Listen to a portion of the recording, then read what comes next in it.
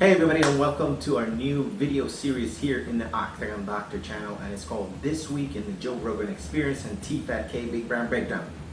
It's a horrible name, but for now we're rolling with that. Pretty much we're going to discuss the top things that happened on Joe Rogan Experience, on the Fighter and the Kid, and the Big Brand Breakdown. We know that there's this gap like on Sunday and Monday that we have no podcast, and we need something to watch. I'm trying to slip in those DMs myself and get some of those views and provide you guys with some funny stuff or my take on what happens on the shows. Let's teletransport first to the JRE experience via my cheap green screen. So this week on the Joe Rogan Experience, we saw Raph Faber and we saw Cody Garbrandt as well. This is one of the best fighter episodes that I have seen in a little while. Originally, Cody Garbrandt, the way he was portrayed in The Ultimate Fighter, where he was with TJ Dillashaw, was not as good. He came off a bit of, dickish, and I think that hurt his stock. But if there is something that the Joe Rogan Experience does very well, is let us know the person. Talking 1, 2, 3 hours, you kind of get a sense of who the real person is when you're listening to the show.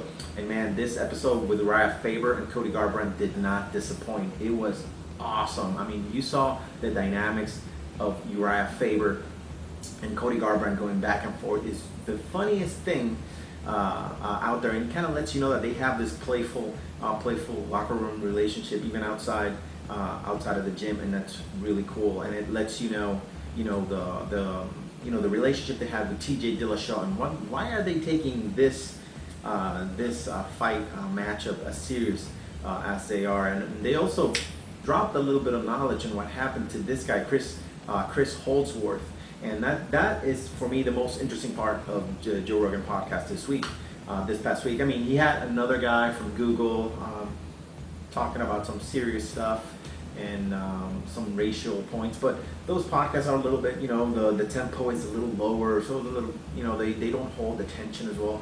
Pretty good anyways, check them out, but it's not as good as this one. So they went into detail to what happened with Chris Holdsworth and TJ Dillashaw in sparring, and there was this little moment where Cody Garbrandt was saying to her, we're here, we might as well say it.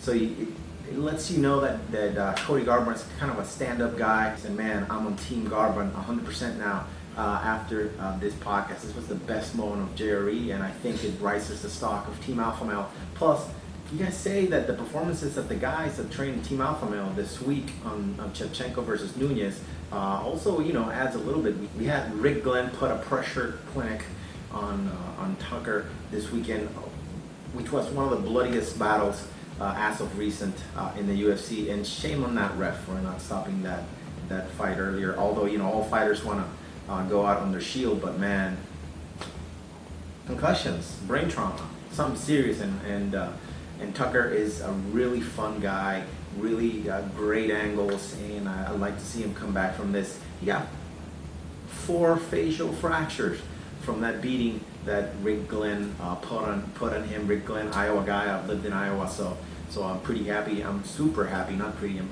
super happy for Rick and his performance and Whiteout Pro and his representation. So I'm happy for those guys, and I think that Team Alpha Male is the best place for Ricky, and he's gonna do amazing. He's gonna go far. I know he has his UFC legs under him, so it's gonna be fun seeing him go forward. So that's that with the JRE. Let's go ahead and teleport to the Fighter and the Kid studios. You guys know I have teleportation skills. Let's believe it. Weekend the Fighter and the Kid studios. It was fun. Taron Killian killed it. We gotta say that's the best episode for this week. And you might be asking why I have this Jokery outfit. Not because October is coming up, but October is coming up. And no, it was because Taron Killian's impression of the Joker, I think, puts him in the running to be the next Joker. Look at this guy. Look at that. He went full Joker on Brian Callen. And let me interrupt for a second. Ben Pixels guy that are reviewing manually because I have the tags. This is a transformed clip. You're not taking it down. So we find ourselves on the Big Brown Breakdown studio. Not a lot happening this week on the Big Brown Breakdown. We saw Chael Sonnen talk about PEDs. I think that's a tired subject. He speaks about John Jones's Turabinol, is that the name? Turabinol case, and it just really didn't have that pop. For example, like when Paulie Malignaggi was explaining the whole Conor McGregor thing. I think we're just in that void of Conor and Conor Floyd still kind of dragging us. It was so much fun, and there was so much going on that I think we're still kind of craving the level of media coverage that we had for that. So this is it for this week in JRE and TFATK Big Brown Breakdown as well. So I'd like to have you guys' opinion. Did you like it? Do you want me to lose your number?